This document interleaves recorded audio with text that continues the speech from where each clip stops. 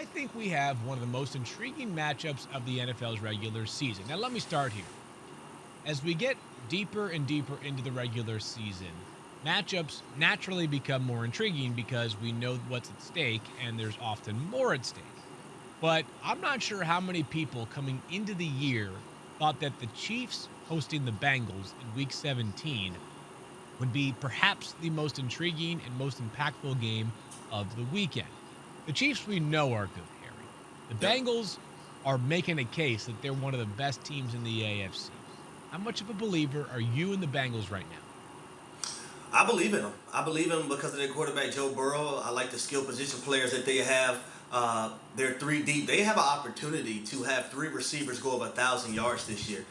Phil, that hasn't been done since 2008, the Arizona Cardinals, when they had Steve Preston, Anquan Bolden, and Larry Fitzgerald. That was the last time that was actually done. So they actually have an opportunity to do that this year. And then you look at their running back, Joe Mixon. Hell of a run game. Joe Mixon is I think, a tough back mentally and physically. You look at the defensive side of the ball. I think one of the most I won't say surprising, but lovable free agent signings this offseason was Trey Henderson at the defensive end position.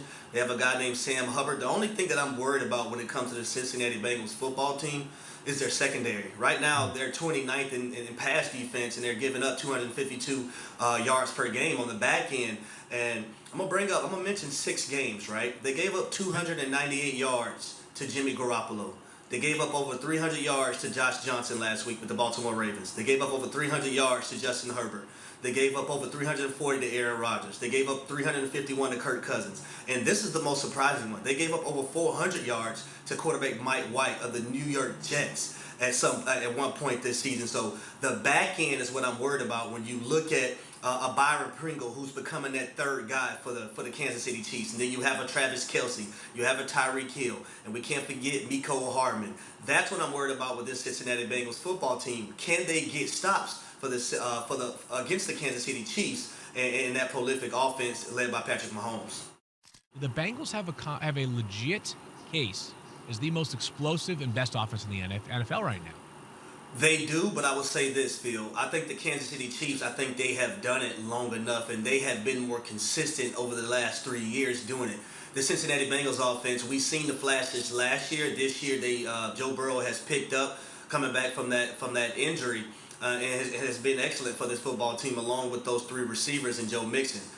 So right now, if I got to pick right now, I think you could pick either one of them. But if I'm picking in a playoff game, I might go with the Kansas City Chiefs because they have done it on a consistent basis for longer. But if I'm Joe Burrow, listen, I'm not worried about Patrick Mahomes.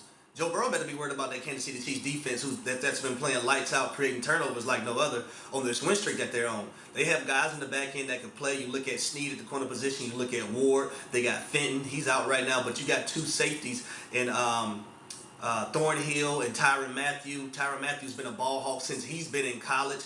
They have three solid guys at the linebacker position in Willie Gay and Anthony Hitchens and Bolton. They have guys up front that can get to the quarterback. So if I'm Joe Burrow, I'm not worried about Patrick Mahomes. I'll be worried about that Kansas City Chiefs defense because they've been playing lights out during this win streak. Yeah, they certainly have been much, much improved. There was an old SportsCenter segment that Paul Feinbaum used to do on Saturday mornings with the morning anchors. And it was, well, basically, we're writing Sunday's headline on Saturday, where he would imagine what was going to take place on a college football Saturday and predict what the headline would be on Sunday morning.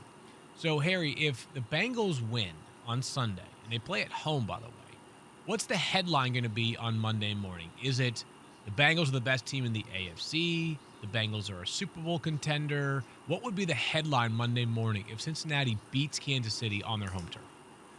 I know what it'll be. Who's the real president, Joe Biden or Joe Burrow? Yeah. That would be in Cincinnati. Nah, but for real, seriously though, I think it'll be a major stepping stone for the Cincinnati Bengals organization and their team. And I think it'll be the talk of the entire week going into the last week of the football season.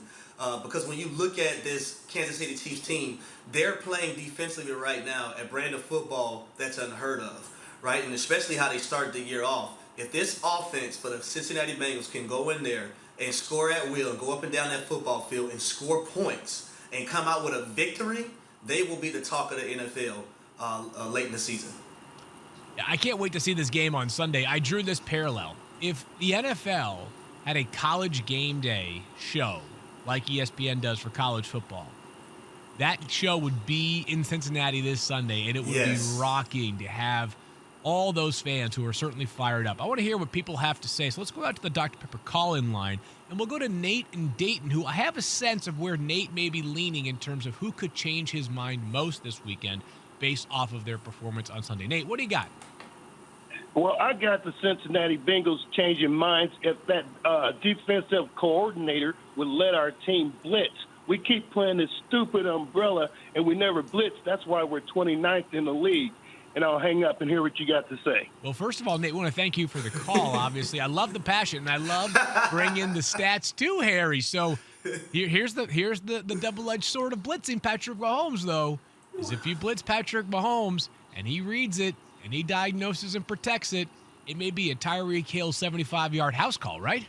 Yeah, but I will say this. To his point, though, their nickel DB, Mike Hilton, he came from the Pittsburgh Steelers, and that's basically how Mike Hilton is living when he was in Pittsburgh, blitzing off the edge and doing a lot of different things at that position. So if I'm going to blitz someone, I'm going to do different things with him and allow him to show his range as a defender on the football field.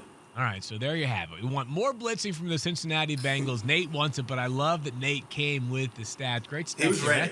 I think it's pretty clear, though, that like the Bengals have an opportunity to really shift the way that not just people in Cincinnati, people across the NFL map are thinking about them. They want to be a part of that AFC elite. A win on Sunday would not necessarily cement everything for them, but it certainly would put them in excellent position to win the AFC North and also put them in position to be considered one of the very best teams in the NFL. So, thanks for watching ESPN on YouTube. For live streaming sports and premium content, subscribe to ESPN Plus.